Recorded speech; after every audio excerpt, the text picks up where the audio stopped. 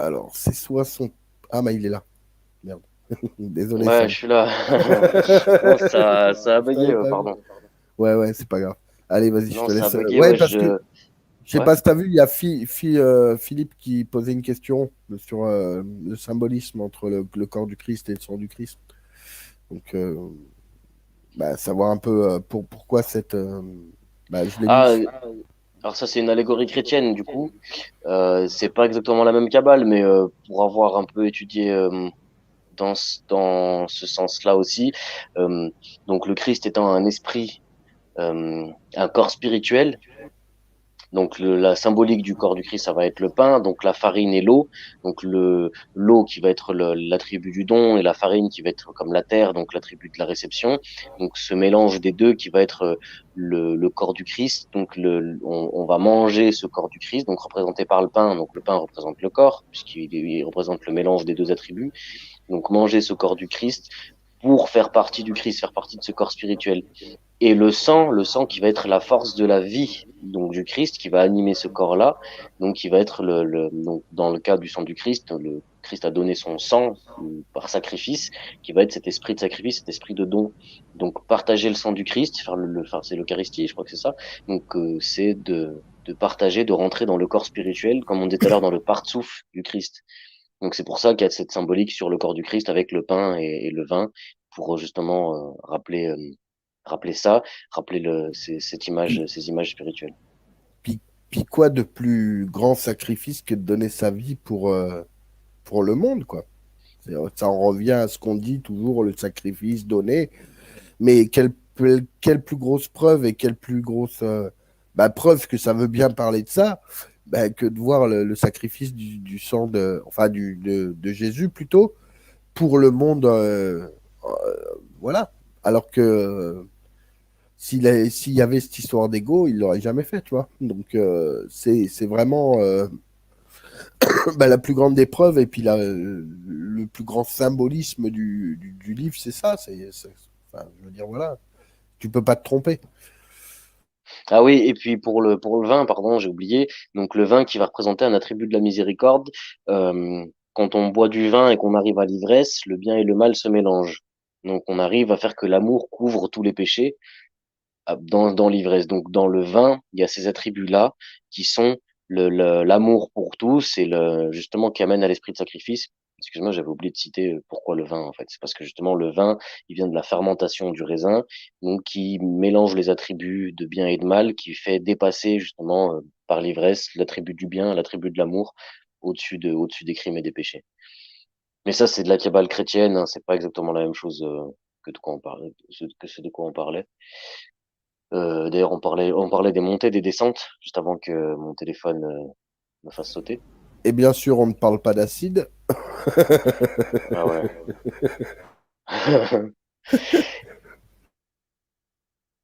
Non, bon, Et, c'était une blague à la con, hein. Bon, c'était pour ramener un peu d'humour. Bon, je te laisse continuer, vas-y. et donc, du coup, j'en étais où? Ah oui, je décrivais donc le mois, donc plusieurs mois, donc 12 mois qui donnent une année. Donc, année Shana en hébreu, qui vient de Lishot, répéter.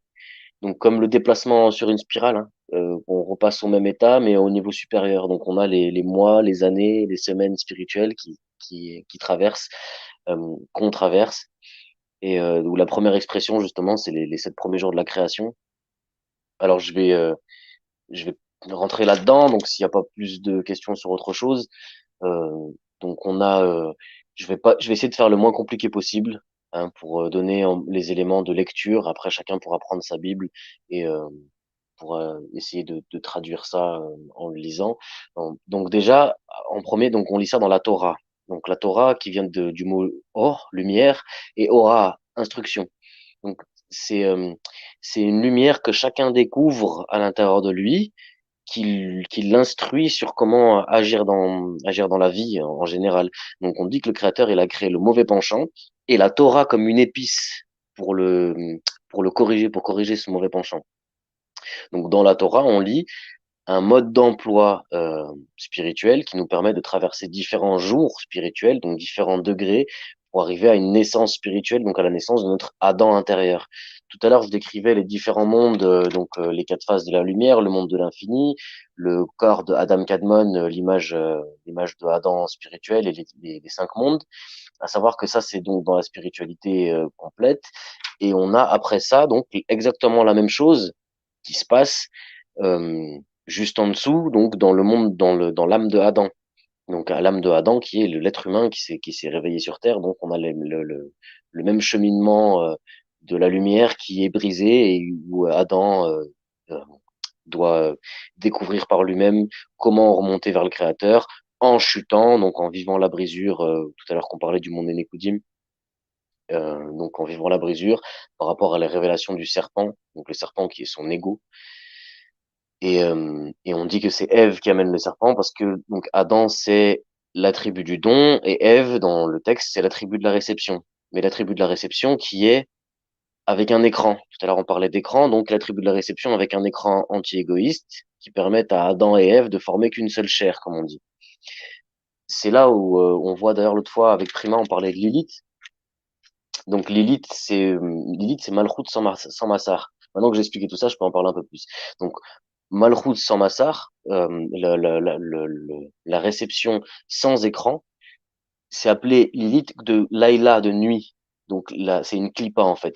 Alors une clipa, ah ouais, pardon, ça j'ai pas dit. Donc une clipa, c'est une écorce, c'est une version égoïste d'un désir.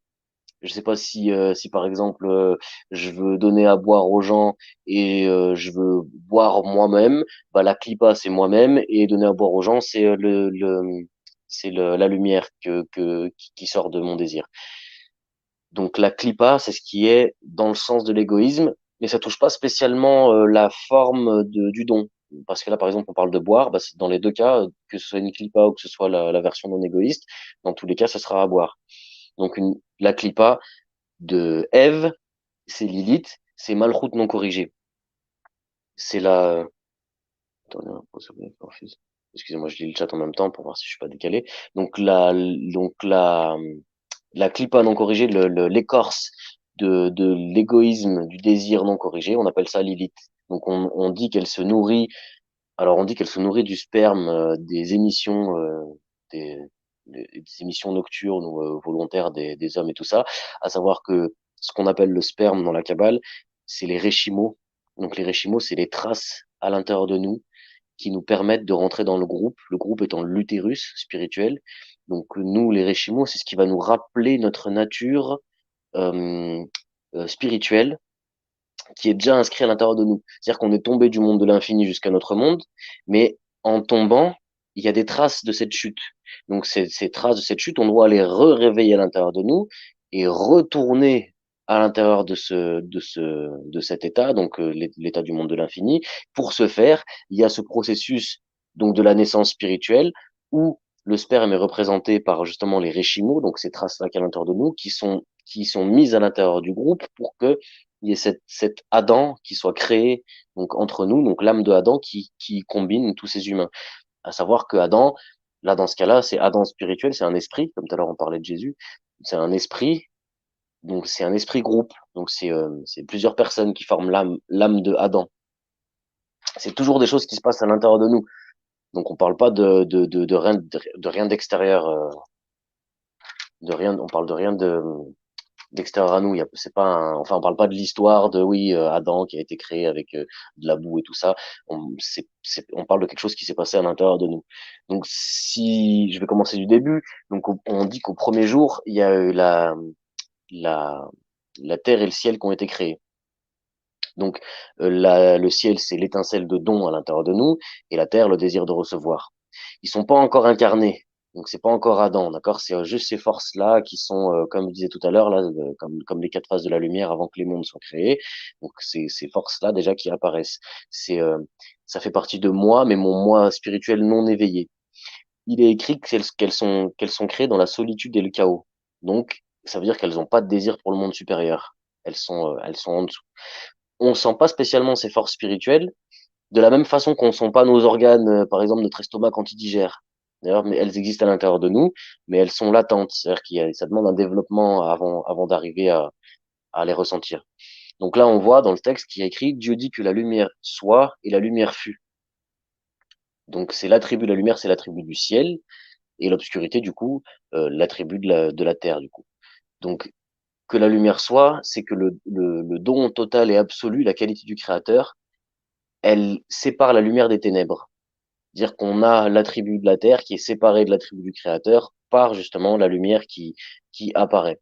À savoir que c'est intéressant parce que les grands luminaires, ils apparaissent le quatrième jour. Donc là, on a la lumière et les ténèbres avant qu'il y ait avant qu'il y ait le soleil, la lune et tout ça. Ce qui donne d'ailleurs une indication que le texte ne se lit pas au niveau matériel. Parce que sinon, ce serait bizarre de faire apparaître la lumière avant de faire apparaître le soleil. Mais du coup, vu que c'est un texte spirituel, non, en fait, c'est que la lumière apparaît avant que les lumières soient formées. Donc il y a deux états qui se forment en nous, avec les changements entre les deux états. Et oui, ça vient de Bereshit, ouais, au commencement. Donc ces deux états qui sont créés à l'intérieur de nous. Donc le jour 2, on a la séparation des eaux par l'étendue ou le firmament, ça dépend les traductions. Et donc les eaux sont séparées avec les eaux d'en haut ou les eaux d'en bas. Donc l'eau, c'est la lumière de la miséricorde. Là, juste avant, on avait de la lumière, c'est la lumière de la vie. Et la lumière, donc la lumière de la vie qui descend de haut en bas. Et la lumière de la miséricorde qui, elle, est plus horizontale, ça veut dire qu'elle va être euh, créée pour corriger la terre, en fait, pour pas vraiment corriger, si corriger, mais alimenter la terre. Donc il y a un firmament qui se crée, donc une séparation des pensées à l'intérieur de moi entre la lumière et l'obscurité. Et les eaux, il est écrit que les eaux se réunissent en un seul point et que le sol apparaît, donc le sol, la terre qui apparaît, donc on a une séparation entre les pensées claires et sombres, une reconnaissance du mal à corriger qui apparaît à l'intérieur de nous, et la conscience du bien qui fait apparaître le sol à corriger. Donc on a cet égoïsme qui apparaît par l'eau, parce qu'on prend conscience qu'il y a quelque chose à corriger à l'intérieur de nous. Donc l'eau qui va avoir un attribut comme les cieux, mais qui va être directement lié à la correction de l'égoïsme, ce qui est du coup un discernement dans la lumière en fait. C'est pour ça qu'on ne dit pas juste le ciel en fait. L'eau aussi correspond à un discernement de la lumière. Ensuite, on a le jour 3 où la terre produit des végétaux, des arbres fruitiers, euh, etc. Donc c'est le mélange de l'eau et de la terre qui donne des végétaux, c'est-à-dire que c'est les germes du désir de donner qui apparaissent dans notre égoïsme. Des désirs plus ou moins rugueux, d'accord? Donc les végétaux un peu moins rugueux que les arbres avec leurs fruits, etc. Donc on a une multitude de désirs qui apparaissent, qui sont qui sont faits de la combinaison entre l'eau et la terre. Donc la terre qui va être de la ligne gauche et l'eau de la ligne droite. Donc le cumul, la combinaison des deux. Euh, on arrive justement à ce jour 3 où la terre produit des végétaux. On n'a pas encore Adam, hein. Là, on a toutes les forces qui vont se retrouver à l'intérieur de Adam, qui sont décrites les unes après les autres, comme des perceptions qui se précisent à l'intérieur de quelqu'un quand il a son éveil spirituel. Donc, il commence à voir à l'intérieur de lui les végétaux, c'est-à-dire le degré végétal de son désir qui commence à se diriger vers la lumière, vers le soleil, pour pouvoir sortir de son ego, etc., mais quelque chose qu'il ne perçoit pas encore, en fait. Donc le jour 4, on a les luminaires dans le ciel, le soleil et la lune, qui séparent la lumière des ténèbres. Donc là, on a un terrain pour notre Adam, donc qui est déjà plus précis. On a les nuits et les jours, qui sont des états qu'on rencontre sur le chemin vers le Créateur. Tout à l'heure, on parlait des montées et des descentes, c'est exactement ça. Donc on a les luminaires qui influent sur la Terre. Donc c'est toujours du ciel qu'il y a l'influence sur la Terre. C'est toujours de la lumière qu'on a l'influence sur l'ego. Et c'est pas l'inverse. Il y a pas l'ego n'influence pas le ciel, mais c'est plutôt dans le sens du ciel qui influence sur la Terre. On parle de dormir la nuit. Donc on dort la nuit. Donc spirituellement, c'est qu'on se déconnecte des pensées parasites. Donc on a une forme d'escalier pour avancer où chaque degré est représenté par une montée, une descente. Donc l'escalier, vous savez, donc l'escalier c'est une marche, donc une marche il y a une partie qui descend et une partie qui est plate, enfin une partie qui monte et une partie qui est plate, et en fait elle descend pas vraiment. Mais comme c'est plat, c'est vécu comme une descente, parce que dès qu'on monte plus, on a l'impression qu'on descend. Mais en fait c'est juste le fait de stagner pendant un moment et de recommencer à monter. Donc les descentes sont pas vraiment des descentes parce qu'on perd pas notre niveau spirituel. Quand on atteint quelque chose en spiritualité, on peut pas le perdre. On arrive petit à petit à des révélations de plus en plus grandes. Et entre deux révélations, il y a des moments où on stagne, il y a des moments où on stagne, des moments de blanc, entre guillemets, où tout disparaît. mais on descend pas vraiment en fait, juste on passe une étape.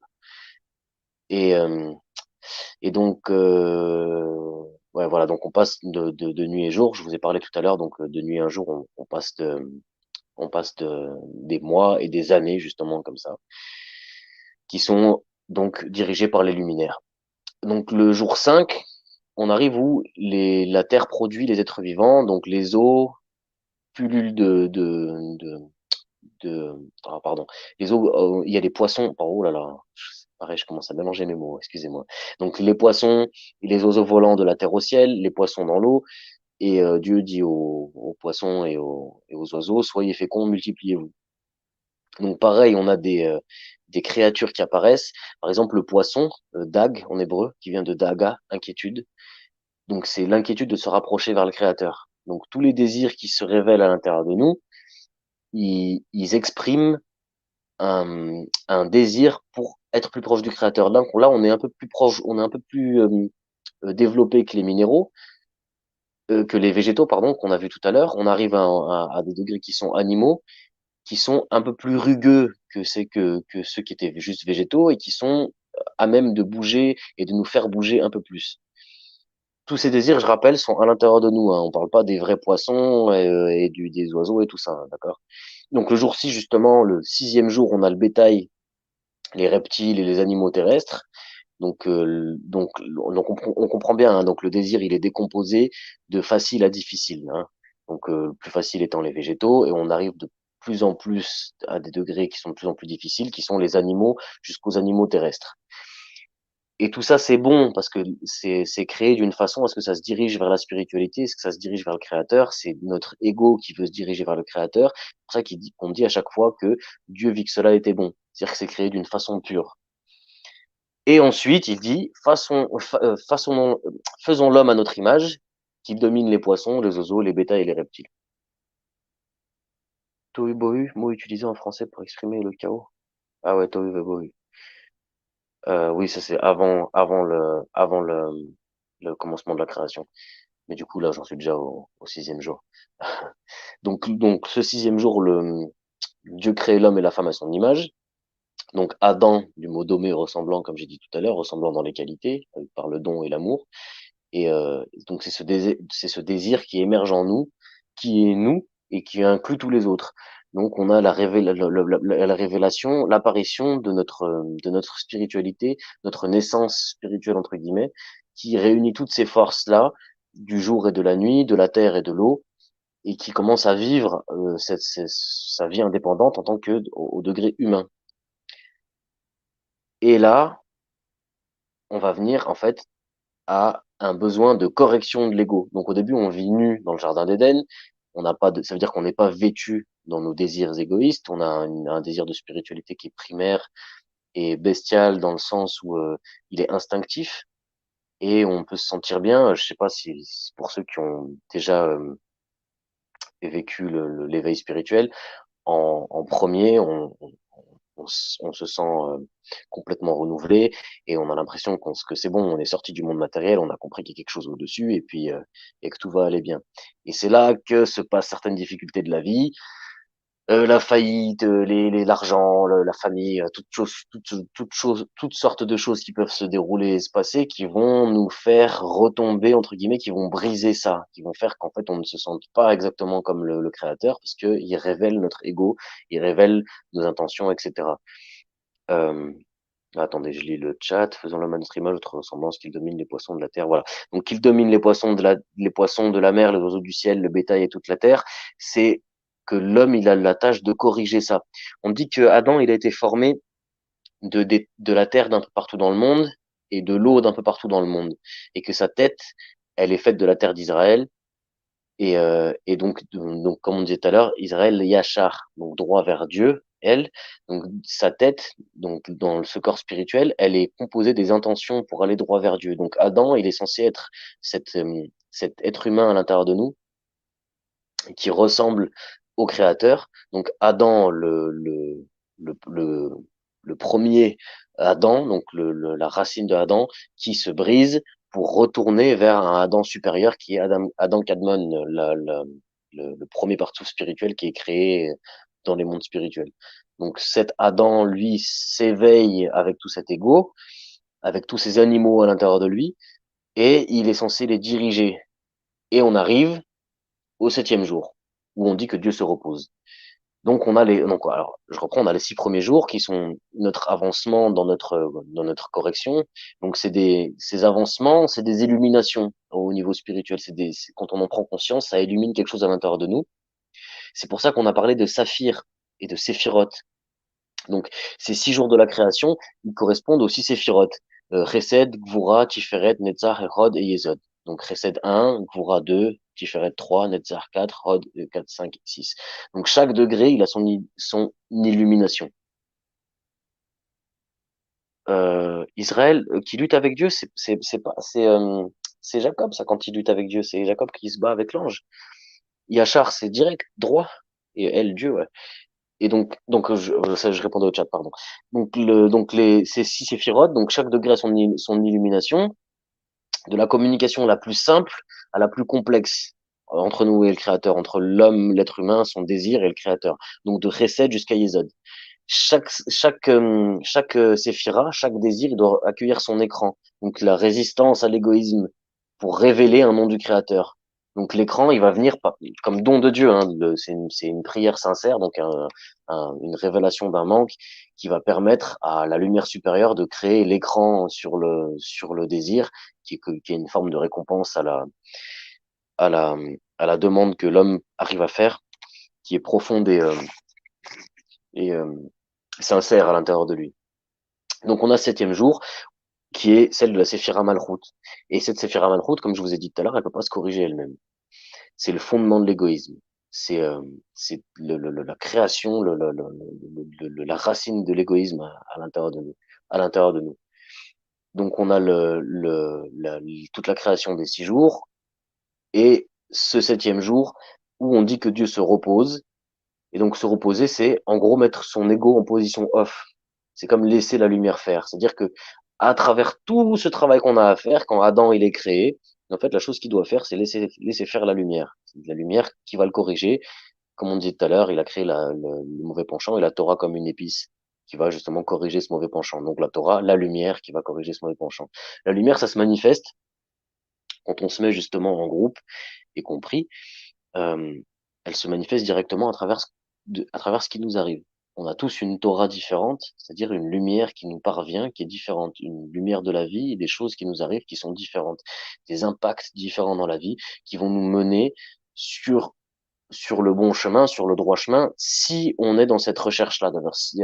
C'est-à-dire si notre intention, c'est d'avoir la foi justement au-dessus de la raison, comme on décrivait tout à l'heure, c'est-à-dire de faire le pas pour arriver à corriger notre ego, alors les lumières, elles vont nous guider vers la correction. C'est-à-dire il va nous arriver, même les difficultés qui vont nous arriver, vont se manifester comme des lumières pour la correction de notre ego et pour la révélation de la bonté de cette force, de cette grandeur, de celle du Créateur.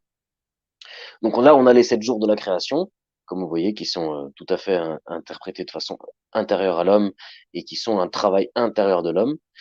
Et, euh, et donc on a après donc alors je vais pas rentrer dans tous les détails, mais on a le jardin d'Éden, donc qui place l'homme dans le jardin d'Éden, qui sont les qualités utilisées correctement. Quand on utilise toutes ces qualités qu'on a à l'intérieur de nous correctement, on dit que c'est le jardin d'Éden. Donc il crée la femme qui sort de la côte de l'homme, donc la côte qui est l'endroit qui lie le bas et le haut à l'intérieur de l'homme, donc qui va lier le don et la réception. Et de cette côte, il va créer justement cet attribut de réception qui va être le fait de vouloir recevoir et de protéger ce don. Donc, qui va prendre soin, qui va conserver cet attribut du don. Donc, on a ces deux choses qui existent à l'intérieur de l'homme. On a Adam et Ève qui existent dans chaque être humain. Les deux qui forment une seule chair. Ange sans croix, l'écran est la force de résistance contre les désirs égoïstes. Si vous acquérez, oui, exactement. Si vous acquérez cette force, vous êtes en parfait état dirigé directement pour le Créateur. Exactement. J'ai rien inventé, hein. Ah, vous êtes là? Allô? Il y a eu un...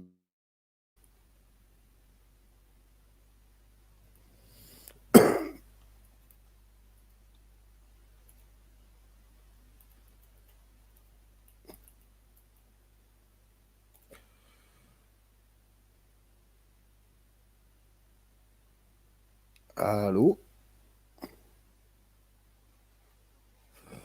Je sais pas si on n'a pas bugué là.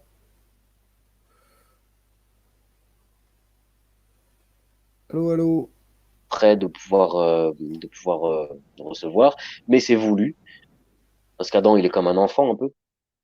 Et donc, cet Adam, quand il goûte, donc la femme qui veut protéger Adam dit au serpent, non, Dieu a dit qu'on ne doit pas en manger. Et finalement, le serpent séduit Ève, Ève mange le fruit et fait manger Adam. Et à partir de ce moment-là, Adam, il tombe dans la brisure. Donc, il sort du jardin d'Éden. Donc, c'est-à-dire comment dire, il découvre son libre choix parce qu'il ne vit plus au milieu de la lumière du Créateur. C'est-à-dire que maintenant, il a le choix en vérité. C'est comme un enfant qui jouerait à travailler comme son père, je sais pas, avec un marteau, parce que son père il a un marteau, donc l'enfant il a un petit marteau en jouet. Dans la tête de l'enfant, pour l'enfant, lui, il fait la même chose que son père, parce qu'il n'est pas encore conscient en fait de la différence qu'il y a entre lui et son père. Il n'a pas encore cette liberté à l'intérieur de lui de prendre conscience. Donc il y a eu cette brisure pour qu'on puisse justement révéler la nature de la différence qu'il y a entre nous et le Créateur. Cette brisure, c'est une bénédiction du point de vue d'en haut. Du point de vue d'en bas, c'est une catastrophe qui nous est arrivée. Mais du point de vue d'en haut, c'est une bénédiction, c'est pour nous faire avancer, c'est pour nous faire grandir. Donc du coup, on a donc cet arbre de la connaissance qu'on consomme, qui veut attacher l'égoïsme tout entier à atteindre le but, à révéler le Créateur, de voir avec nos yeux, euh, de comprendre les choses sans avoir besoin de les croire. Enfin, toute l'appropriation égoïste qu'on peut se faire de la lumière. Et donc,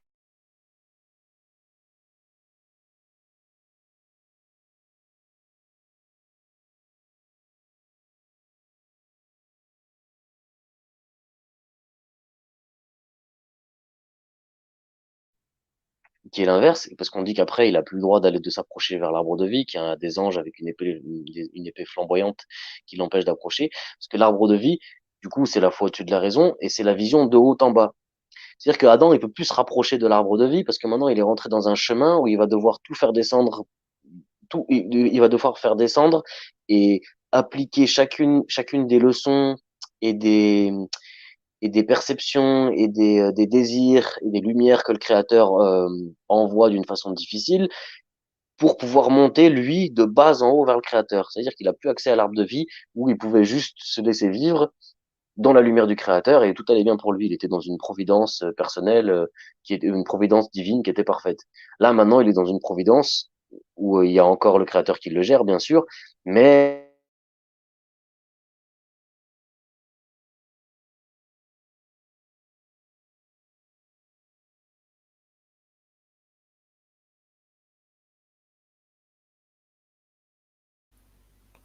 Ah, ça a bugué. Ça doit être ça. C'est toi, Sam, je crois, qui bug, hein. Allô, allô? Sam, on t'entend allô, plus. allô. Ouais, ça a coupé pendant un moment. Ah mince, ça, c'est quoi qui a bugué, tu peux me dire? Oula. Ouais. Et Allô? là, ouais, on t'entend. Là, ça va mieux. Allô, allô? Ça va mieux, là. Ouais, ouais, ouais. C'est quoi qui a bugué?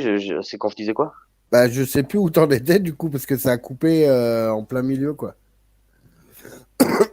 On est... À peu près pendant que je parlais de l'arbre, de l'arbre de la connaissance et de l'arbre de vie? Ouais, ouais. Ou s'il y a quelqu'un dans le chat qui a suivi? Attends.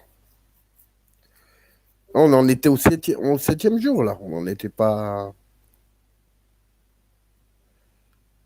Septième Bah jour. ouais, du septième jour, et là je suis allé même un peu plus loin en décrivant le jardin d'Éden et pourquoi l'expulsion et pourquoi la brisure. C'est le fait de créer notre libre arbitre, qu'on était sous l'arbre de vie et on a perdu l'accès à l'arbre de vie parce qu'on est rentré dans l'arbre de la connaissance, c'est-à-dire le fait de devoir monter par nous-mêmes de bas en haut vers le Créateur, alors que l'arbre de vie c'était le fait que le Créateur s'occupe de nous de haut en bas.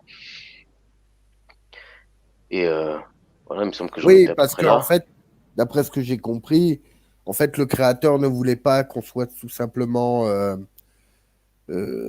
soumis à la lumière, mais qu'on puisse avoir le libre arbitre de revenir ou pas vers la lumière, en fait, entre guillemets. Voilà, carrément. Ouais. Exactement, exactement. C'est exactement ça. C'est donc la brisure, elle vient de là, elle vient du fait qu'on doive par nous-mêmes, de façon volontaire, donc recréer tout ce système-là, donc de Adam Kadmon à l'intérieur d'Adam Harishon, donc retourner vers la perception complète du créateur, c'est-à-dire l'altruisme volontaire entre nous. Pas parce qu'on n'a pas le choix, parce que si on nous met le créateur en permanence devant nous, c'est comme si on nous demande si on préfère marcher dans l'herbe fraîche ou dans la merde. Personne va choisir la merde. Tout le monde va choisir l'herbe fraîche. Ben, c'est un peu Voilà, pareil, ouais, hein. C'est pas un vrai il faut choix. avoir, il faut avoir le libre arbitre. Et c'est pour ça que tous ces gens, enfin, tous les gens qui disent oui, on veut sauver le monde ou on veut changer le monde, la première chose à changer, c'est déjà soi. Et que si vraiment tu changes et que vraiment tu es dans le bien, les choses autour de toi, elles changeront pareil, quoi. Mais qu'il faut déjà changer soi-même Mhm. et que si vraiment on changeait nous-mêmes, on se rendrait compte que tout le monde change, en fait. Tu vois, je pense. Mmh, Non? exactement, Ouais. ouais. Ouais, exactement, exactement. En fait, si on change notre perception, on verrait que le monde est créé parfait autour de nous même, que c'est juste un équilibre de force et que ça peut paraître désagréable, comme l'autre fois on disait, c'est comme un fruit, quoi. Avant d'être mûr, il est dégueulasse. On peut pas un bon fruit bien juteux avant d'être mûr, il est absolument pas mangeable. Ben, c'est pareil en fait. L'humanité, elle en a un point de développement qui est pas forcément bon maintenant si on le mange, mais en fait, le développement lui-même, il est parfait. C'est-à-dire que Et si puis, on sait où agir et comment oui, et agir, puis ce ouais, développement, même si on le trouve pas bien, il est nécessaire pour arriver à autre chose. Comme, comme un enfant qui aurait besoin d'apprendre à tomber avant d'arriver à marcher, tu vois. ouais, exactement, ouais. Si t'apprends pas à tomber, tu pourras, enfin, si t'apprends pas, si tu t'es jamais tombé, enfin, t'apprendras jamais à marcher, quoi. Je veux dire, il faut passer par des étapes qui sont pas forcément bonnes sur l'instant, mais qui te font évoluer sur le long terme, on va dire.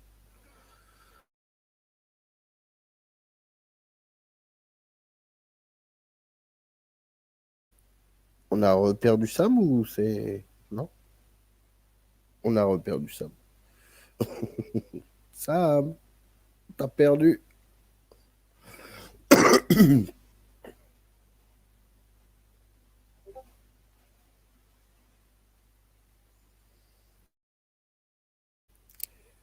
Bon, qu'est-ce que je fais? Je me mets à chanter en attendant qu'il arrive ou... Ah, il va revenir. À mon avis, il a un bug. Il doit être connecté avec son portable. Hop, il est là. Ouais, Voilà. ça a sauté encore, désolé. Ouais, je disais, ça demande donc le fait de révéler justement notre égoïsme, c'est pas d'entrée de jeu. Quand on commence à se réveiller spirituellement, on n'a pas spécialement la perception qu'on n'a pas des bonnes intentions et qu'en fait on est soumis à l'égoïsme. Ça demande justement une brisure, une séparation des difficultés qui font qu'on se demande en fait si Dieu est bon, si la nature est bonne ou si le créateur est bon, entre guillemets. Savoir que la nature et le créateur, c'est la même chose, hein. C'est tout ce qu'il y a autour de nous. Donc on va se demander si c'est bon, et en fait, ce qui nous force à nous corriger nous-mêmes. Et quand on corrige justement nos perceptions, c'est-à-dire quand on arrive à poser des écrans, des massards au-dessus de nos désirs égoïstes, pour pouvoir justement penser aux autres avant de penser à nous, il y a cette vision différente qui nous révèle plein de choses qu'on ne voyait pas et qui fait qu'on commence à se ressentir comme étant inclus à l'intérieur des autres et incluant les autres. On se sent plus divisé ou séparé, plus comme une cellule isolée, ce qui fait qu'on peut justifier beaucoup plus facilement de choses qui pouvaient nous sembler douloureuses à un moment, mais qui en fait sont tout à fait justifiables si on prend l'humain en tant que groupe d'humains. Alors au début, donc dans la Kabbale, ce qu'on propose, c'est de faire ça en petits groupes. Donc au début, on a une dizaine pour les 10 séphirotes, et donc on cherche les forces à l'intérieur de ça. C'est comme un laboratoire où on commence à étudier, et puis petit à petit, cette vision de 10 personnes, elle s'étend, elle s'étend, elle s'étend, parce que le Partsouf grandit justement jusqu'au Partsouf de l'infini d'Adam Kadmon, qui est toute l'humanité. Allô? Ouais, ouais, je suis là, je t'écoute. Ah, d'accord.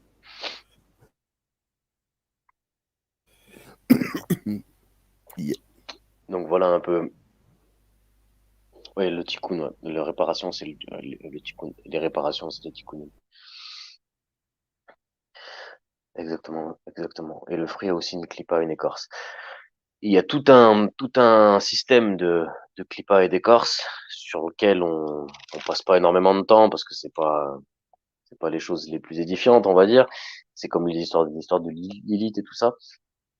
Mais à savoir qu'à chaque fois qu'il y a une lumière, il y a aussi une version dans son écorce. Donc il y a toujours une mauvaise version, une mauvaise façon d'utiliser la lumière. À savoir que là, on parle de la lumière de l'union, hein. C'est l'union entre nous qui fait que la lumière se révèle. Et ce qu'on appelle la sorcellerie, donc tout ce qui est obscur, c'est le fait d'avoir l'union pour l'égoïsme, l'union pour enrichir l'ego. C'est ce qu'on va appeler une écorce, une clipa. La clipa, c'est quand on se dirige vers notre ego. Et non pas, qu'est-ce que j'ai lu comme bêtises sur les clipotes avec des trucs fantasmagoriques incroyables qui sont alimentés dans la mythologie par des gens qui ont un peu trop d'imagination, qui traduisent leurs forces psychologiques à eux-mêmes comme étant les forces de la spiritualité. C'est différent. Je renie pas toutes les études magiques, l'hermétisme et tout ça, hein. Je pense que c'est très efficace. Je pense que c'est au niveau de la médecine euh, très avancé, mais la spiritualité, c'est différent.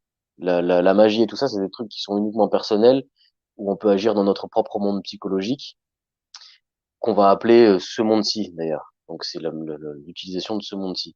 Mais la spiritualité, ça va être le monde supérieur qui va être pas le monde qu'on a à l'intérieur de nous, mais le monde qui a autour de nous. Donc l'accès à la spiritualité se fait par ce qu'il y a entre moi et les autres. Quand je suis dans un groupe, par exemple, c'est entre moi et les autres que je révèle justement tout un système de force, le jour, la nuit, la terre, l'eau, Adam, Ève, le serpent, tout ça, ça se révèle entre moi et les autres. C'est à l'intérieur de moi, mais c'est entre moi et les autres. Tout ce qui est juste à l'intérieur de moi, c'est un peu se traduire selon l'imaginaire de chacun. Mais entre nous, il y a ces archétypes qui existent, qui nous permettent justement de faire le chemin en tant que groupe d'humains. Et on peut voir d'ailleurs la nation juive qui a pris une avance phénoménale en appliquant cette méthode. De, les pères de la nation ont appliqué cette méthode et ont transmis euh, dans l'éducation cette leçon, cette classe qui fait il y a une avance considérable sur les autres peuples du monde, qui crée d'ailleurs tout un tas de jalousie et de haine dans les autres peuples parce qu'ils sentent bien qu'il y a quelque chose qui a été compris par cette nation avant les autres. D'ailleurs, leur nom, le juif, Yehud, signifie uni, un. Donc il y a une vraie percée, une vraie avancée à appliquer cette méthode. Et c'est le moment aujourd'hui qu'on est tous connectés où l'ego de l'être humain est devenu pesant et super épais, où il y a de plus en plus d'incarnations, de voir justement atteindre la sagesse de la Kabbale pour pouvoir se rapprocher un peu plus de notre correction et savoir comment se corriger. On en arrive à tous avoir le même problème qui est en fait le monde va mal, non pas parce qu'il y a des problèmes d'économie ou de politique, mais c'est parce qu'en fait le mauvais penchant est présent partout chez tout le monde et il n'est pas corrigé. Et il n'y a que la correction de ce mauvais penchant qui fera que le monde aille mieux d'ailleurs justement. Ah oui, parce que dans ce monde, on est quand même tous dans la matière, tous à vouloir acheter une maison, acheter ceci, acheter du matériel, à être vraiment attiré vers ce matériel et complètement coupé de la spiritualité. Si bien qu'aujourd'hui, tu peux avoir des religieux qui ne sont pas du tout spirituels. Ah oui, Euh, carrément, voilà, carrément, c'est fréquent même. tu peux avoir beaucoup de religieux qui sont dans un dogme, comme on le voit beaucoup dans beaucoup de religions aujourd'hui, hein, des gens qui vont respecter un dogme parce que il faut bien se faire voir au niveau de la famille, parce que ça va pas le faire si tu ne respectes Euh, pas telle ou telle coutume, mais ouais, en se c'est coupant, culturel. voilà, mais en se coupant complètement de la spiritualité. Et au final, la culture n'a plus aucun sens, si tu veux, à part le sens de faire comme tout le monde, tu vois. Mm, De, mm, mm. donc, Exact, exact. c'est là où on s'est décroché un peu de. Voilà. Moi, enfin, Exact. je ne vais pas prendre d'exemple particulier dans une religion particulière, mais tu peux le ressentir dans toutes les religions. Voilà, dans le christianisme, on le voit encore plus, hein, c'est qu'il y a plus personne qui va à l'église, hein, déjà. Et puis, les rares qui vont à l'église, enfin, ceux qui vont à l'église, il y a peut-être plus vraiment. Enfin, si, les rares qui vont à l'église, c'est peut-être les derniers spiritueux, mais enfin, je veux dire, Non, et encore, il y a beaucoup de et encore. motivation qui est la peur du monde à venir et pas vraiment l'amour du prochain.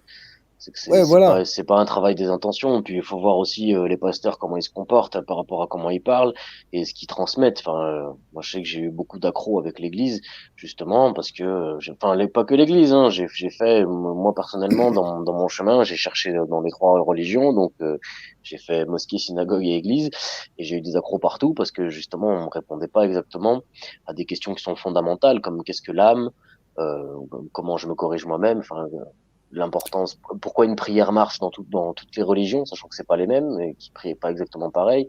Et j'avais des questions comme ça qui étaient, que moi je trouvais pertinentes et où je trouvais pas de réponse, où j'ai eu des soucis avec les religieux qui avaient, qui démontraient un ego hors du commun, du coup, alors Bah, qu'ils étaient censés. déjà rien que le fait, beaucoup qui vont à l'église ou qui prient ou qui beaucoup prient ou sont altruistes parce qu'ils ont peur de la mort et peur de ce qui pourrait leur arriver après.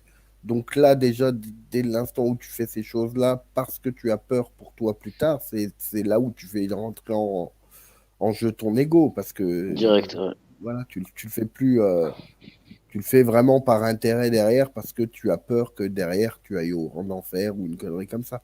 C'est justement ce qui est problématique dans les religions, c'est qu'on te pousse un peu à la religion en te disant si t'es pas un bon religieux, tu iras en enfer ou tu iras au paradis si tu es un bon religieux. Donc en fait, tu ne fais Ouais. plus les choses pour toi, tu fais les choses par peur de soit d'aller en enfer ou de pas aller au paradis, quoi. Donc Ouais, tout à fait. Ouais. Et d'ailleurs, dans la spiritualité, on décrit justement que ces forces-là, elles existent qu'à l'intérieur de nous. Et que si tout se passe dans cette vie-là, dans notre vie, on atteint l'enfer ou le paradis, dans nos différents états. D'ailleurs, je voulais rajouter à ce sujet-là par rapport aux incarnations. Donc, on parle de différentes incarnations de l'âme. Donc, dans une seule vie, on vit plusieurs incarnations de nos désirs. On vit des morts spirituelles et des naissances spirituelles. Donc, c'est un processus qui existe à l'intérieur de nous. À savoir que ce processus, il se reproduit en dehors, enfin, quand on meurt aussi. Mais du coup, que selon ce qu'on a corrigé, il faut comprendre, l'âme, elle s'épaissit. L'ego, il épaissit l'âme. Il prend une place qui est de plus en plus épaisse. Si on le corrige, on le réduit. Mais vu que là, pour l'instant, dans l'humanité, on ne s'est pas trop amusé à le corriger, alors à chaque fois qu'il y a des incarnations, il faut qu'il y ait de plus en plus de corps physiques pour le même nombre d'âmes. Parce qu'elles sont de plus en plus difficiles à corriger, parce que de plus en plus épaisses, parce que de plus en plus égoïstes. C'est pour ça qu'on est de plus en plus d'êtres humains sur la Terre. Il y a de plus en plus de corps, parce que justement, je sais pas si par exemple, moi je vis à 5 générations, et toute ma vie j'enrichis mon ego, j'enrichis mon ego. Ben, quand je meurs, je pèse beaucoup plus lourd que quand je suis né. Donc qu'est-ce qu'il va falloir quand je vais mourir? Je vais devoir me réincarner en 2, 3, 4, 5 corps. Donc 5 corps différents pour laver la même âme en fait. Je pense que c'est une notion importante, ça, de comprendre ça, les incarnations, comment elles se passent. Donc, c'est une déduction qui est faite fractalement de ce qui se passe à l'intérieur de nous au niveau de nos désirs. Donc, nos désirs, pareil, où ils s'épaississent et ils se réincarnent en plus de, j'allais dire de bordel, c'est un peu ça. Donc, de choses contradictoires, d'impureté.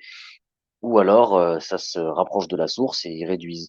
À savoir que la pureté dans ce cas-là, c'est pas le fait d'avoir des désirs qui sont gentils, c'est le fait d'avoir des désirs, un désir unique, le désir d'aller droit vers Dieu. Quand il est le seul à gérer l'humain, on va dire qu'il est très pur. C'est comme l'or. L'or, quand on enlève les scories de l'or, c'est qu'on enlève de l'or ce qui n'est pas de l'or.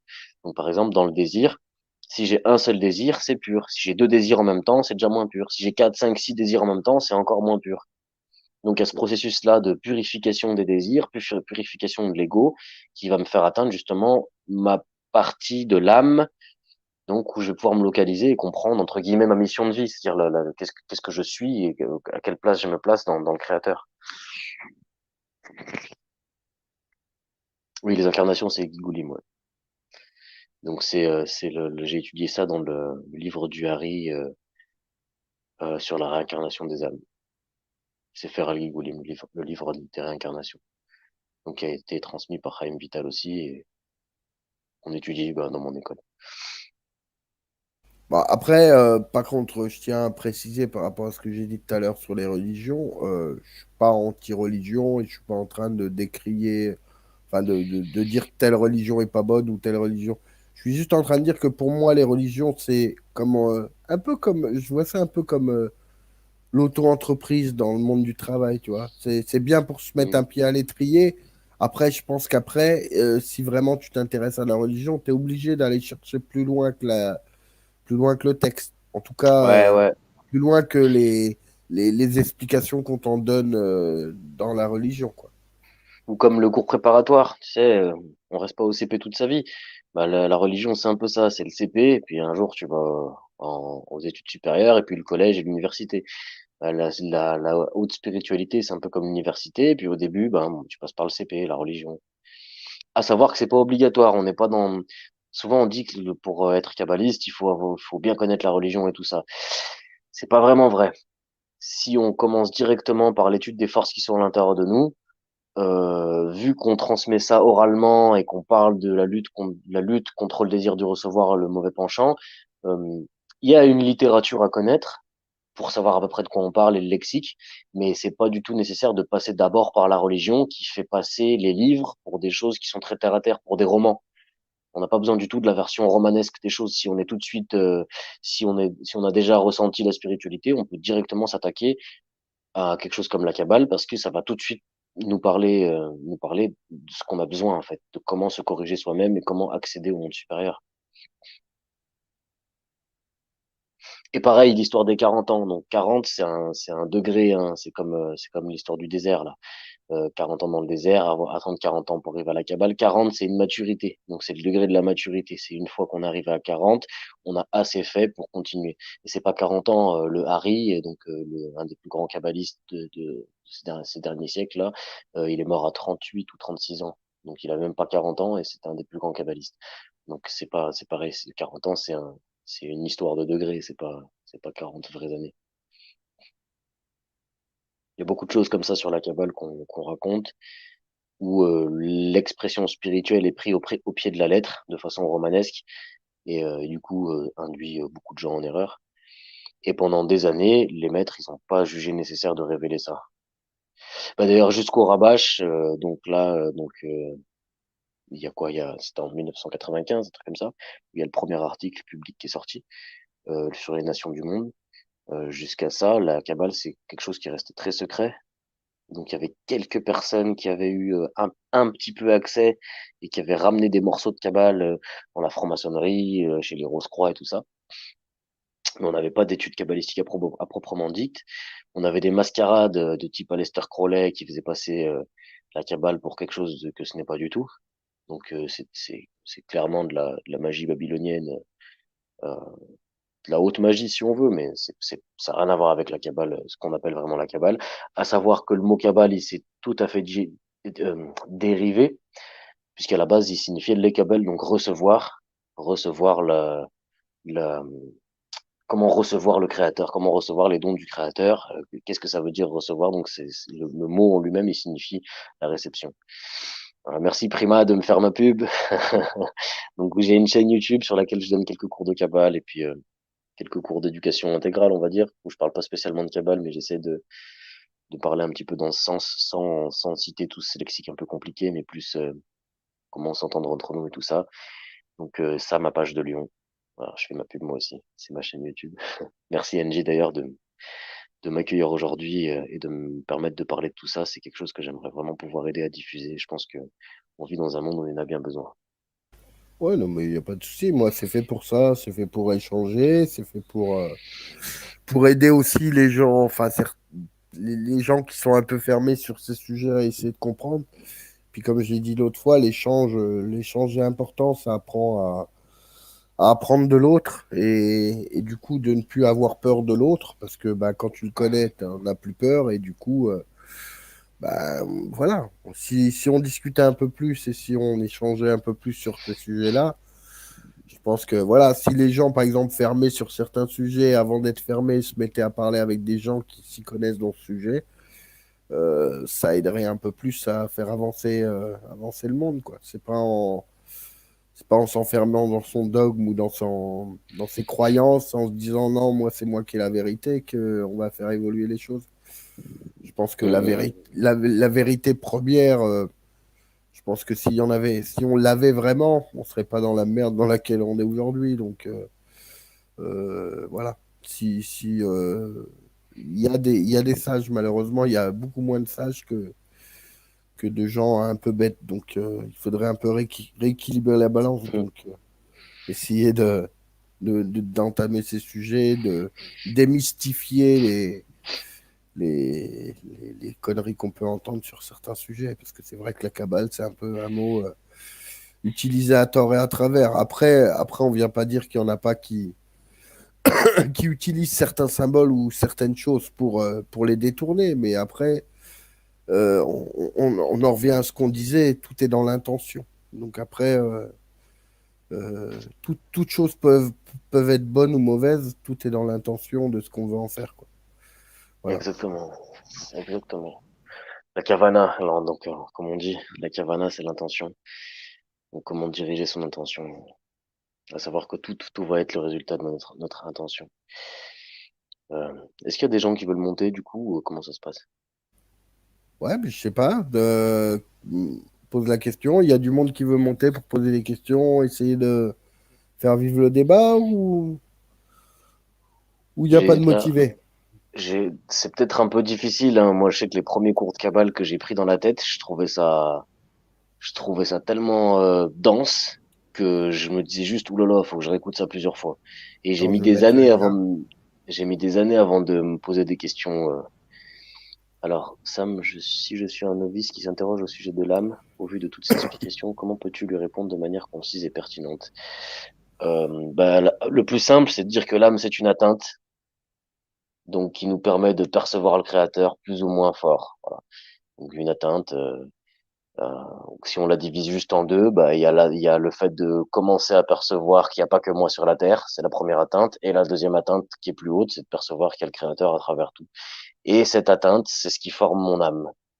Donc à l'intérieur de ça, donc de la question que je me pose jusqu'à l'extension de moi-même qui arrive jusqu'à que je me sente comme faisant partie du Créateur, je révèle mon âme. J'espère que c'est assez concis. J'aurais du mal à faire plus concis. Dis-moi, Philippe, si ça te va. Parce que c'est vrai que c'est difficile de faire tout de suite 40 minutes pour expliquer à quelqu'un ce que c'est que son âme. D'ailleurs, j'ai essayé de faire concis aujourd'hui. C'est-à-dire que là, en 2 heures et quelques, on a traité beaucoup de sujets qui sont en eux-mêmes des heures et des heures et des heures d'études. Donc, j'essaie de vulgariser le plus possible pour donner accès dans un live, voilà, sachant que le live il dure quelques heures et qu'on peut le réécouter. Voilà, donc j'essaie de faire une suite logique pour qu'on puisse réécouter ce live et comprendre un peu mieux à la réécoute. Parce qu'une fois qu'on a tout entendu une fois, on comprend, on a une image du sujet qui se forme et quand on réécoute, on peut voir un peu plus de détails à l'intérieur. Donc j'ai pensé comme ça à ma participation. Alors, bien sûr, je partagerai dans le chat le lien du Discord. J'ai créé un Discord où on partage sur pas mal de sujets et où Ouais. Sam a partagé aussi pas mal de documents sur la cabale, sur tout ça. Donc, pour ceux qui voudront aller plus loin dans le sujet, il y a aussi le site de Monsieur Leitman aussi. On va, Mhm. qui est très intéressant. Moi, j'ai déjà commencé à regarder un petit peu. Il y a beaucoup. Et puis le site que tu as donné tout à l'heure, hein, Point kabbalah.fr, info. Point info, ouais. Ça, j'ai fait. info, Ah il est ouais, vraiment c'est. pas mal aussi. Donc, non, c'est vrai que c'est un sujet très vaste et on va pas, c'est sûr qu'on va pas se donner la prétention de vous l'expliquer non plus dans ses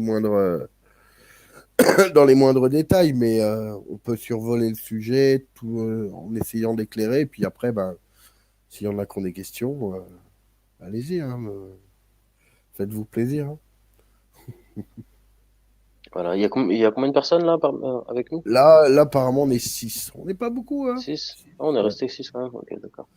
ouais. Ouais, ah, le samedi soir, peut-être qu'ils font autre chose. Non, puis bon, après, je te dis, c'est des trucs, plus les gens regarderont en rediff ou des choses comme ça. En live. D'ailleurs, si les gens ont des questions pour après coup, voilà, il y a ma chaîne. J'ai Instagram aussi sur laquelle aussi que je pose des choses là-dessus où je réponds à pas mal de questions. C'est ça ma page de Lyon, pareil. Donc pour me joindre, voilà, donc par ma chaîne YouTube hein, avec des commentaires ou par message privé dans, dans Insta et tout. Voilà, si vous voulez me joindre. Il y a pas de souci. Je crois que j'ai mis mon adresse mail en plus sur mon compte Insta, donc vous pouvez même me joindre par mail s'il y a des questions après coup, ou même là dans le chat après dans les commentaires. Hein, je reviendrai régulièrement sur les vidéos pour voir s'il y a des choses auxquelles on doit répondre et tout ça. Donc voilà, je me porte entièrement disponible pour toute question.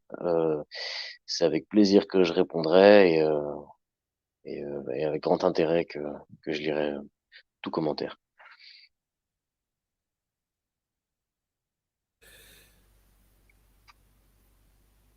Et du coup, on en était où tout à l'heure? Tu t'étais arrêté où? Sur les... J'ai parlé des incarnations. Ouais, ouais, on en était là, il me semble. Ouais, ouais. L'incarnation.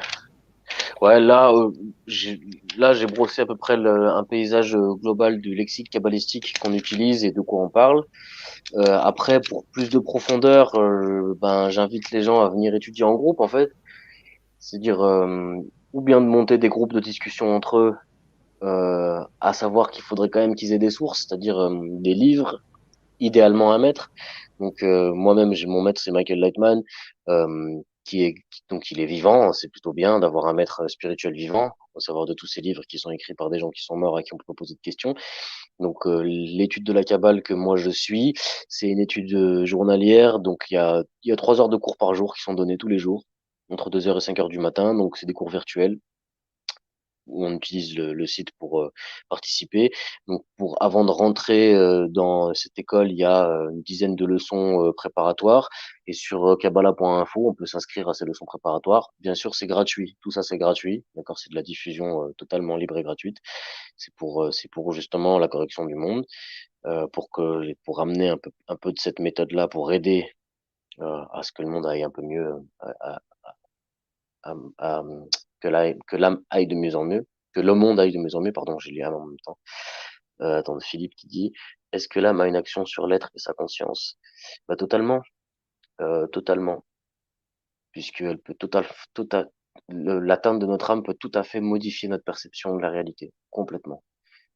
De faire qu'on sorte complètement de nos attributs égoïstes, et donc du coup, notre esprit et notre être, notre sensation de nous-mêmes et notre conscience des choses se connectent à un champ complètement différent jusqu'à la perception complète qui est infinie. Donc, tu t'imagines, ça fait une vraie différence à l'intérieur de nous.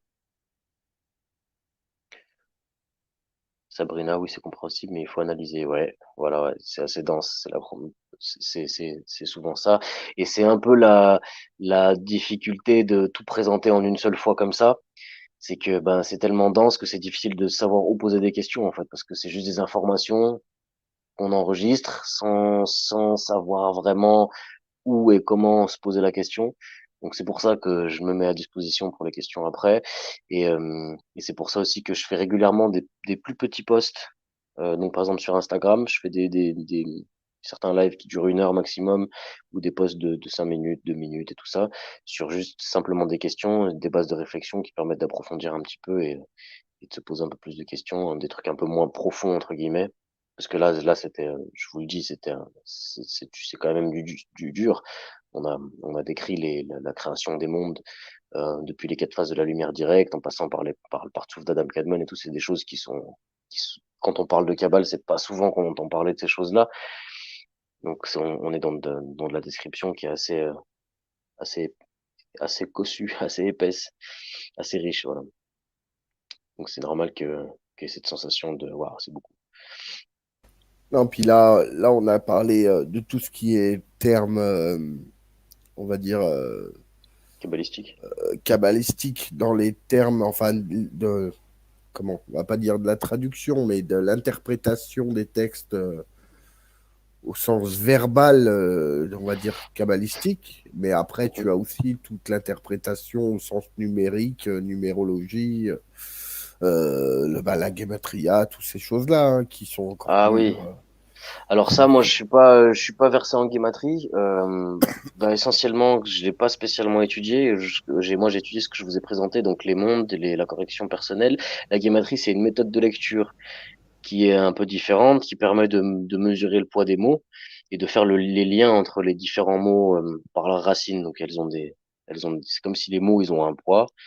Je sais pas, nature, Ateva et le créateur Elohim, ils ont le même poids. Je crois que c'est 42, il me semble.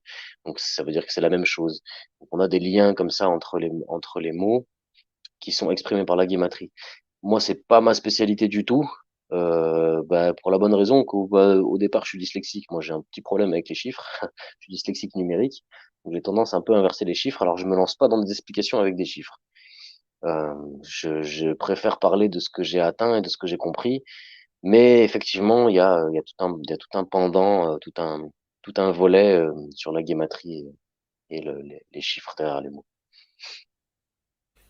Et après, il y a la partie cabale magique aussi.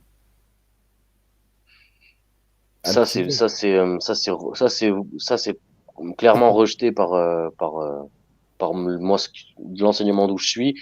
La magie, elle est décrite comme étant une, c'est pas de la cabale, en gros. C'est une application qui est autre chose que de la cabale, que les gens ont dénommé comme ça avec le temps, parce qu'ils savaient pas vraiment ce que c'était que la cabale. Ils savaient pas vraiment de quoi ça parlait la cabale. Ils n'avaient pas les textes sources originaux, ils étaient mal compris ils n'avaient pas la clé de lecture. Il y a plein de trucs qui étaient dans le Zohar, je sais pas, sur les démons, sur Lilith et tout ça. Donc, moi, j'entends des fois il y a des mages africains, là, et tout, qui disent qu'ils appellent Lilith pour certaines opérations et tout ça. Ils réalisent pas que Lilith, c'est la Clipa de Malhout. Et ils ont pas du tout cette version-là. Ils ont pas du tout cette lecture-là, en fait. Pas du tout la lecture de l'intention égoïste sur un désir et tout ça. Ils ont habillé certaines de leurs forces psychologiques dans ces mots-là. Et donc, ils utilisent un lexique kabbalistique pour faire de la magie. Mais c'est comme, je sais pas, c'est comme le vaudou qui utilise les saints chrétiens pour pouvoir faire aussi de la magie. Alors que ça n'a rien à voir. Juste, ils ont utilisé le lexique. Il y a un exemple super intéressant. C'est Philéine qui a écrit La magie du chaos. Donc, un ouvrage que j'ai lu il y a quelque temps où il explique dedans qu'en fait, dans les cérémonies magiques, ce qui était important, c'était les états de transe et les intentions qu'on mettait dans certains gestes et tout ça. Et donc, il propose, lui, dans son livre, de modifier tous les rituels en changeant les noms, mais vraiment d'appeler les choses Dark Vador, Picsou et Tintin. Et en les nommant différemment, il prouve que si on a les mêmes intentions et qu'on change les noms, ça marche quand même ce qu'on fait. Donc l'étude de la projection de la volonté par la magie, donc l'étude des forces psychologiques de de nos forces psychologiques et de nos forces de volonté appliquées à la matière qui sous-tendent de l'étude de la magie. En fait, on peut leur donner un peu n'importe quel nom. Et Philine l'a bien prouvé dans son bouquin. Donc, il y a plein de gens en fait qui ont utilisé le lexique cabalistique justement pour habiller les forces, ce qu'on appelle les forces magiques. Mais si on parle vraiment de Kabbale, on parle d'arriver à l'amour du prochain. Donc quelque chose qui propose pas ça ne peut pas normalement se revendiquer comme étant de la Kabbale. La Kabbale est censée arriver à servir ce but-là de transformation, donc recevoir la correction spirituelle pour aimer son prochain. Ok, ok, ok. Et euh, mais il y a quand même. Est-ce qu'il n'y aurait pas quand même une histoire d'utilisation des forces, enfin, de, enfin, comment te dire? Par exemple, l'autre fois, on parlait des 72 anges. Mhm. Et est-ce qu'il n'y aurait pas une utilisation justement de ces choses-là? Quand on sait que 72 anges régissent 72, enfin, qui régissent chacun quelque chose. Et on est exactement dans ce que je viens de dire en fait. C'est de l'habillage des forces psychologiques. C'est-à-dire on a commencé à compter les forces qu'il y avait autour de nous matériellement, donc physiquement. Et comme elles sont à l'image des forces spirituelles, on a habillé ces choses-là avec le nom des forces spirituelles. Mais on peut pas dire vraiment qu'on a accès à ces anges-là, puisque ces anges-là, ils sont censés être donc entre nous. Et, euh, et donc les régents qui sont, comme par exemple, je suppose que tu parles de ça, donc on parle des régents par exemple de certaines heures et de certaines directions et de certaines planètes. Ça, on parle vraiment, c'est vraiment de la matérialité. Donc on n'est pas dans la spiritualité là quand on parle de ça, c'est ça, c'est donc justement c'est de la magie. Donc ça, ces forces psychologiques, elles existent à l'image des forces spirituelles, mais elles sont pas, comment dire, je peux pas utiliser les forces matérielles pour influencer des forces spirituelles, mais c'est l'inverse. Ça veut dire que si je commence à dire que je parle à tel régent, etc., c'est que je fais une application magique qui n'est pas celle de la correction, et du coup, c'est pas de la cabale, c'est de la magie. Alors, c'est de la magie qu'on va dire kabbalistique parce elle est inspirée de ces mots-là et de ces interprétations-là. Mais si on prend un kabbaliste authentique, genre un Isaac Luria ou un Baal Shem Tov ou un Bala Sulam, il va dire que non, il va même dire que ça n'existe pas, que ça c'est un jeu vidéo, comme un jeu vidéo dans la vie. C'est pas lié avec la réalité spirituelle. C'est une image qui est manipulée et modelée dans un monde qui est en dessous du monde d'Asiya. Donc le monde de la matérialité. Asiya, c'est quand on commence à découvrir déjà la spiritualité entre nous. En dessous du monde d'Asiya, encore en dessous, donc c'est le monde matériel. Donc dans ce monde matériel, il y a de multiples utilisations qu'on peut faire. Je sais pas, comme l'électricité. L'électricité, donc ok, bah, c'est l'élément feu. Donc l'élément feu qui existe spirituellement. Mais la version matérielle de l'électricité, je peux pas du tout dire que j'appelle l'élément feu quand j'utilise l'électricité. Non, j'ai compris sur la Terre comment utiliser l'élément, mais il n'y a pas une force spirituelle dedans. Il y a une racine spirituelle, mais c'est pas la forme que j'utilise. Et pareil, donc pour les anges, quand on les utilise dans les 72 anges, donc on est censé découvrir les 72 anges qui sont des accès, des paliers qui nous mènent au Créateur, donc des révélations sur le chemin de notre ego qui se transforment en dons sans réserve. Donc on n'est pas normalement dans des appels de ces anges-là. C'est comme Lilith tout à l'heure. On parle de Lilith qui utilise le sperme des humains. Non, il y a des mauvaises choses qui se passent effectivement au niveau énergétique quand on dépense sa semence, comme on dit, en vain, mais ça n'a rien à voir avec la clipa de Malchut et avec les Réchimos qui créent les parcours spirituels.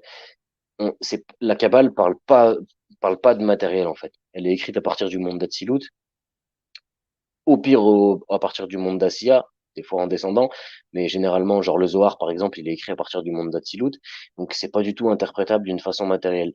Donc quand on lit dans le Zohar l'histoire de Lilith et qu'on l'applique au monde matériel, c'est juste une erreur, vraiment. Bah, Après, bien sûr, pourtant, je transmets ce pour- que mon école apprend. ouais, pourtant, quand tu reprends le terme tout ce qui est en haut et comme tout ce qui est en bas, ça voudrait dire que tout ce qui est interprétable dans le sens spirituel l'est forcément dans le sens matériel. Enfin, Ben, mais il y a forcément sa représentation, je veux dire, dans le matériel, quoi. oui, oui, mais de la spiritualité à la matérialité, pas l'inverse. Je peux pas agir dans le monde matériel et faire bouger les forces spirituelles. Ça, je peux pas le faire. Je peux Non, agir non, dans le monde spirituel. par contre, te servir des forces spirituelles pour agir sur le matériel, c'est ça que je te parlais.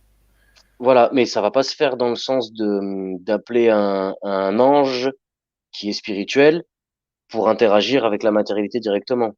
Il faut que j'agisse dans le monde spirituel avec l'ange en question et la matérialité va changer en conséquence.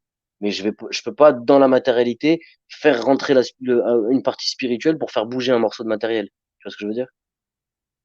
Ok, ok. Non, mais c'était juste une question, hein, ça veut pas dire que Ouais, je ouais, veux non, pas. non, j'entends bien, j'entends bien, Mais c'est vrai j'entends bien. que c'était pour un peu préciser pour tous ceux qui Après, du voulaient se coup, la lancer dans magie, la magie, ouais, quoi. ouais. Bon, alors la magie, c'est autre chose, hein. Je conçois tout à fait. Enfin, moi, j'ai rien contre du tout la magie, hein. Comme j'ai rien contre la religion, comme j'ai rien contre, enfin voilà, j'ai rien contre la magie. C'est une étude approfondie des forces internes de l'être humain qui je trouve très très intéressante à mener. Mais on peut pas la confondre avec la vraie spiritualité qui est du monde spirituel en fait. C'est le mélange des deux. On peut pas vraiment le faire. Si on le fait, il faut être conscient qu'en fait, on est en train de nommer quelque chose on est en train de donner un nom spirituel à quelque chose juste qu'on n'a pas de nom on n'a pas vraiment de nom à lui donner. Donc on le nomme d'une façon spirituelle. Je sais pas, on appelle tel démon Ashmodai par exemple. Si je crois que dans ma matérialité je veux lui parler, non, ça va pas être possible. Dans ma spiritualité, oui, je vais avoir affaire à lui et je vais de toute façon le ressentir quand il va venir. J'aurai pas de doute là-dessus. Si j'ai les yeux ouverts spirituellement, il y aura pas de doute quand je vais le croiser. Mais je peux pas matériellement lui demander une action alors que lui il est dans le monde spirituel de le faire descendre dans le monde matériel. S'il y a une conséquence qui se passe, ce sera qu'on aura agi au niveau spirituel et c'est quelque chose qui se passe à l'intérieur de moi, comme je te dis, à l'intérieur de moi et des autres. Là, je rappelle quand même la sorcellerie pour la Kabbale, c'est utiliser les forces de l'union dans un sens égoïste. Ça veut dire que dans les forces de l'union, on peut tout faire. Dès qu'on est unis, on peut tout faire entre nous. Il y a toutes les forces à l'intérieur de nous. Entre nous, toutes les forces existent. Ça fait que si on cumule les forces d'un groupe et qu'on a une mauvaise intention, on va arriver au résultat qu'on veut. Parce qu'en fait, on va utiliser notre spiritualité, donc ce qui se passe entre nous, pour influencer notre matérialité. Mais c'est très différent. Ce Du que coup. je reprenais l'autre fois avec l'histoire des égrégores, le fait d'être plusieurs, de créer un Ouais, égrégore, ouais, ouais. si tu as le même but, tu y arriveras. Et après, reste à savoir quel égrégore tu nourris. Est-ce que c'est un bon égrégore ou si c'est un égrégore qui est tourné vers quelque chose de moins bon, quoi. Exact. Une question de Philippe qui dit, le hasard est-il abordé et traité dans les études capitalistiques et les études kabbalistiques? Le hasard, non, bah, il n'y a pas vraiment de hasard en fait. Il y a des choses qu'on ne sait pas calculer, mais c'est pas du hasard. C'est juste que ça dépasse notre entendement, ça tombe, on sait pas trop comment, mais plus tu as un degré avancé et plus tu comprends que c'est pas du hasard. Il y a un, il y a un Le, degré qui, oui, le hasard, c'est un peu un nom qu'on a inventé pour mettre sur toutes les choses qu'on n'arrive pas à expliquer, en fait. Donc voilà, tout ce qu'on ne sait pas expliquer, on a mis le mot hasard dessus, mais ça ne veut pas dire que c'est parce qu'on n'arrive pas à l'expliquer que c'est inexplicable. C'est exact, exact. inexplicable à notre niveau matériel, mais ça ne veut pas dire que bah, c'est pas explicable autrement. Mais comme tu disais tout à l'heure, c'est que nous, de notre point de vue matériel, on peut avoir accès qu'à une certaine partie des choses. On ne peut pas tout voir parce Ouais, ouais. on est bloqué dans ce matériel. On a aussi ce truc bah, que j'ai lu aussi dans un des textes que tu m'avais donné, c'est que au fil des années, on a tellement, entre guillemets, eu de couches d'ego qui sont emmagasinées l'une sur l'autre, sur nous, c'est qu'au final, bah, l'ego prend tellement de place que tu as comme une espèce de filtre et tu peux plus voir les choses de la même façon que si tu n'avais pas du tout d'ego ou si tu avais un ego super réduit. Bah, Hum, hum, hum, comme hum. on disait, comme quand tu nais et que tu es, vraiment un enfant et que t'es pas encore dans la dualité, dans le, enfin, ouais, dans la dualité, la connaissance du bien et du mal, tu vois. Tu as forcément pas du tout le même point de vue quand tu commences à grandir, à connaître le bien, le mal, la peur, les choses comme ça, tu vois. Ouais, d'ailleurs, dans le chemin, il y a un truc qui se révèle, ça s'appelle Rocha de la Etiada, c'est de la tête inconnue. Quand tu vas pour corriger ton mauvais penchant, donc on dit tu te diriges vers Chesed, donc vers la miséricorde, le bien, le bon et tout ça. Et une fois que le mauvais penchant, il est donc tu fais des actions de foi sans vraiment comprendre, sans vraiment savoir comment ça va marcher, mais tu le fais quand même. Donc, par exemple, tu vas dans le groupe. Un exemple concret. Hein, tu vas dans le groupe, t'as pas envie d'aller dans le groupe. T'as pas envie parce que bon, t'aimes pas leur gueule aujourd'hui et t'y crois pas. Mais tu le fais quand même. C'est-à-dire que tu te dis bon, ben, je vais y aller et la foi me dit que ça va quand même marcher. Une fois que tu y vas, tu rentres quand même dans le groupe, tu vas vers l'amour de ton prochain et tout ça ça se passe, il y a quelque chose qui se passe qui fait que tu gagnes, entre guillemets, le mauvais penchant, donc tu arrives à Netzar, et de Netzar, tu arrives à Hod, donc la ligne gauche, qui elle te révèle la tête inconnue. Ça veut dire elle te révèle pourquoi tu voulais pas venir, qu'est-ce qui se passe vraiment à l'intérieur de toi et qu'est-ce qui se passe dans le groupe. Chose qui, juste avant, était complètement inconnue en fait, qui pour toi était du domaine du hasard. Ça fait, enfin pour toi, pour nous, pour l'humain quoi. Donc l'humain quand il passe justement une étape pour essayer d'aimer son prochain, pour essayer de se rapprocher de l'attribut du don, il se jette un peu dans ce qu'il lui voit comme étant du hasard, étant devant lui, mais en fait, il révèle par ça, par cette action-là, cette tête inconnue. J'aime bien le terme de tête inconnue, c'est comme si tu as une tête qui pousse au-dessus de ta tête, tu vois. Tu vois un peu mieux avec un nouveau cerveau.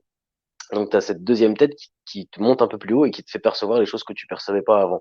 Donc, c'est une espèce de recette, tu vois, c'est technique, c'est appuyé sur A pour que ça donne B. C'est pour ça que c'est une méthode qui est dite scientifique, tu vois.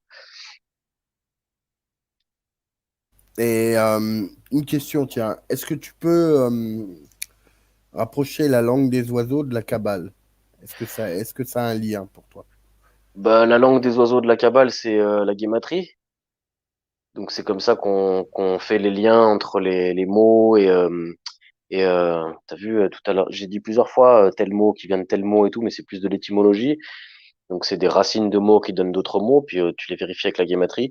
Mais pour moi, la langue des oiseaux, c'est plus un truc qui est propre à l'alchimie, qui était beaucoup utilisé en alchimie, qui est utilisé en alchimie.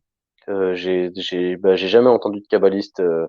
Bon, on a un grand groupe, hein, on a un groupe, on doit être franchement tous les jours, on doit être, je pense, au moins 30 000 étudiants.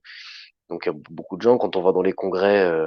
Je crois qu'on est à peu près une fois par an, il y a le méga congrès en Israël. Enfin avant qu'il y ait ce virus terrible, et il y avait le méga congrès en Israël. On était à chaque fois à peu près 10 000. Donc ça fait beaucoup de monde. En plus ça fait 15 ans que j'y vais, donc tu t'imagines que je commence à en connaître pas mal. J'en ai jamais entendu un parler en langue des oiseaux. Ok, ok, ok. Et il y a un truc qui s'appelle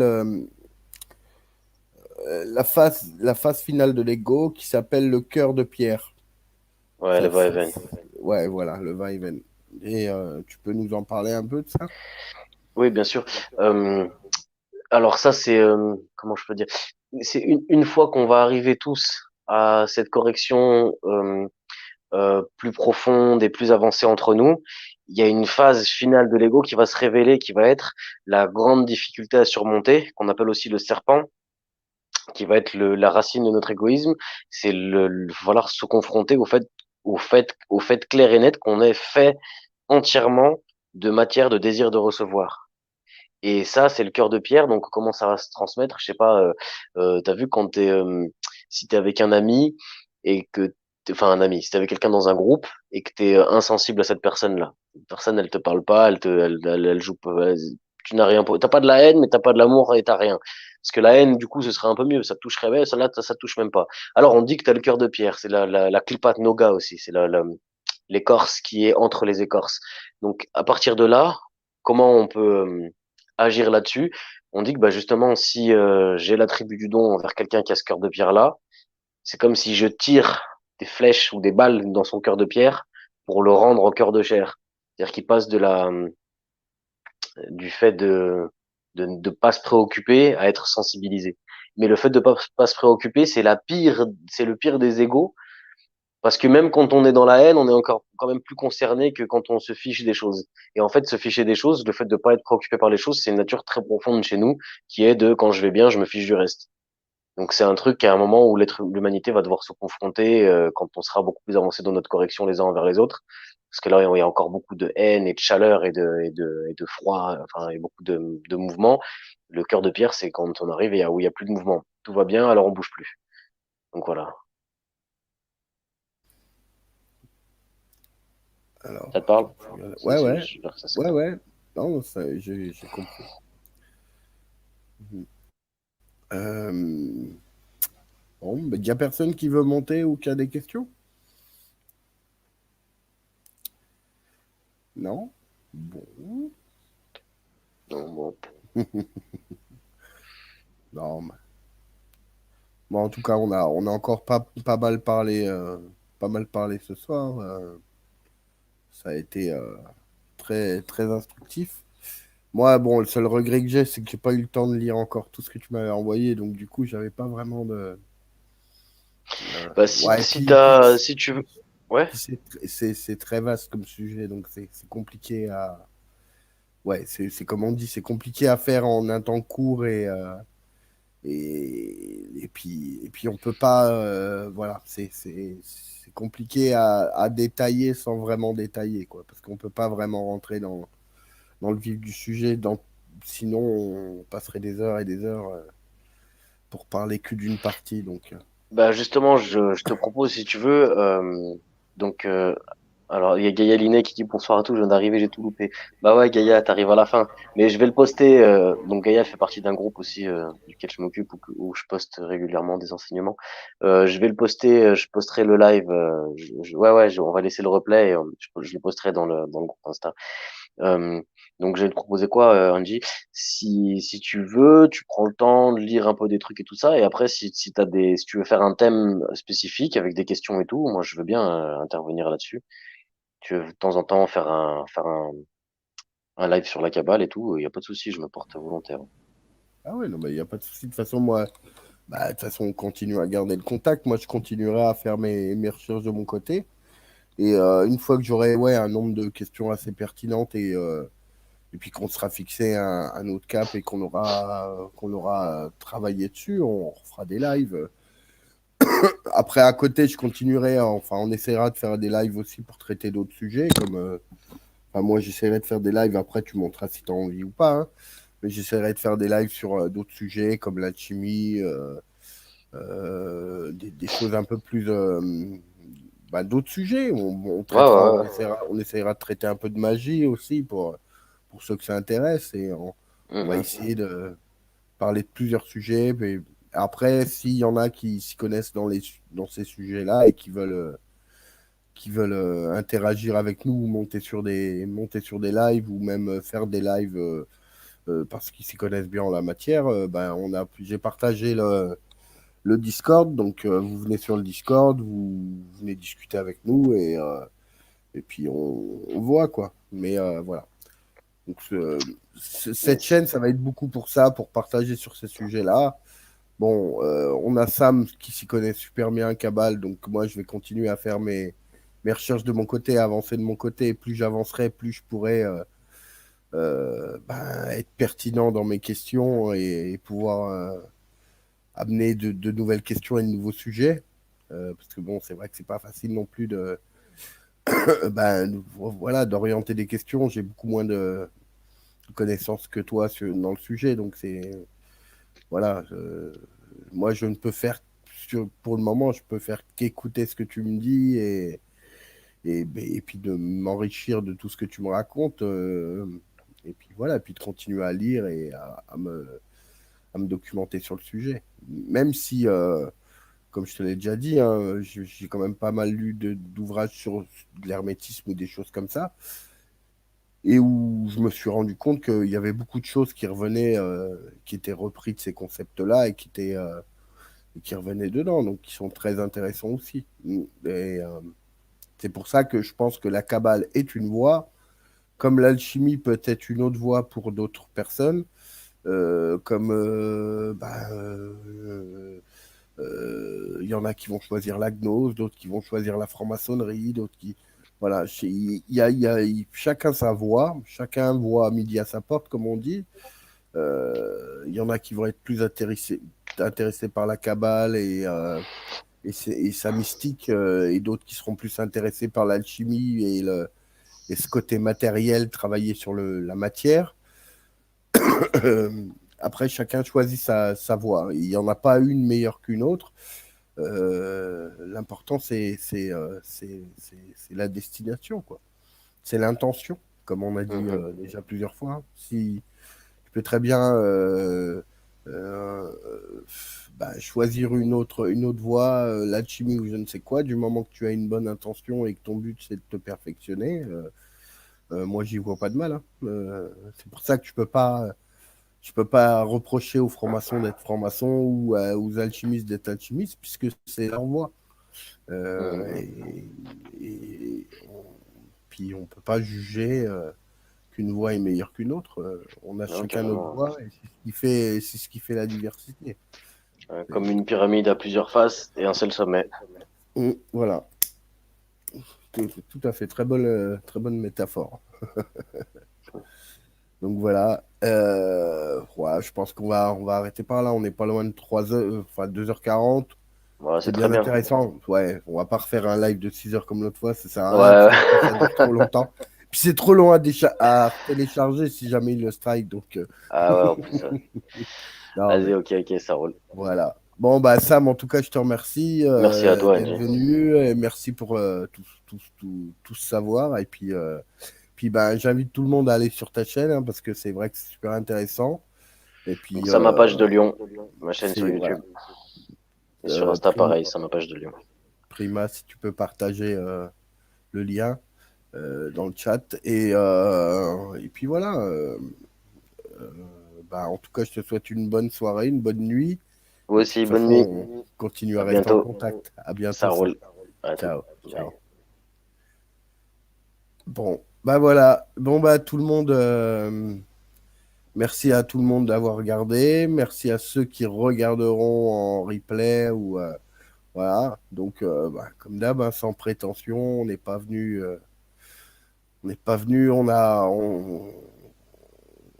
en disant qu'on avait que des affirmations. On a quand même Sam qui a quand même 15 ans de cabale, donc il sait quand même de quoi il parle. C'est pour ça que je l'ai invité, parce que c'est quand même quelqu'un qui raconte pas vraiment n'importe quoi. Après, bon, bah, moi, modeste que je suis, avec mes peu de connaissances, j'ai essayé de nourrir un peu le débat, même si j'avoue qu'aujourd'hui, j'ai pas fait grand-chose. Ben voilà, on essaiera de refaire des lives ben, dès que possible. Alors, si vous avez des idées de thèmes, c'est pareil, hein, il y a le Discord, donc vous pouvez venir donner des idées de thèmes, ou si vous avez des questions et que vous n'avez pas eu les réponses dans ce live, et ben, posez-les. Et avec Sam, ben, au pire, on essaiera de vous répondre, même si ce n'est qu'un petit live pour répondre aux questions, ou même directement sur le Discord, on verra. Et, euh, et voilà. En tout cas, je vous souhaite à tous une bonne soirée. N'oubliez pas que la connaissance de l'autre et l'écoute de l'autre, c'est le plus important. Euh, alors, je dis pas, faut être à Kumbaya non plus et tout accepter, mais faut savoir écouter l'autre et il faut savoir échanger, parce que l'échange, c'est le plus important. Et, euh, et puis voilà, se remettre en question tous les jours et puis voilà, travailler sur soi-même. Et, euh, et c'est pas le tout d'avoir les bons conseils et d'avoir les bonnes instructions. Après, il faut savoir les appliquer. C'est ça le plus dur. Et je sais de quoi je parle. Donc, je vous souhaite une bonne soirée à tous. Merci encore une fois. Merci à tous. Merci à Prima d'avoir géré le chat avec une main de fer. Mais bon, il n'y avait pas forcément besoin. C'était tranquille. Et puis voilà, encore une fois, merci à Sam pour toutes ses connaissances. Et puis, ben, bonne soirée à tous. Et puis, ben, à très bientôt. Et puis, portez-vous bien et gardez la pêche. Allez, bonne nuit. Ciao.